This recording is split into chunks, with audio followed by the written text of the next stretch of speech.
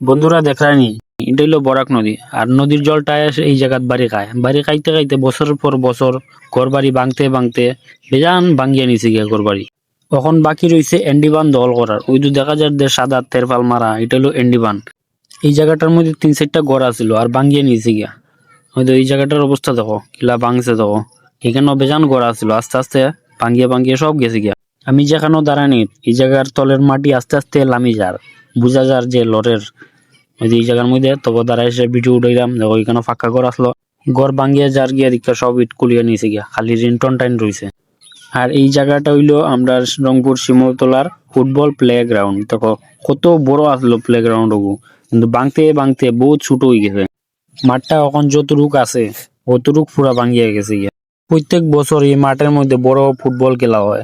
ফাইনালের দিন তো মন্ত্রী মিনিস্টার তার আয়ে প্রাইজ দেওয়ার লাগি, কিন্তু মাঠটার দেখার তো এরকম অবস্থা, কিন্তু কেউ কোনো অ্যাকশন লয় না, সবাই দেখে দেখে যায় গিয়া।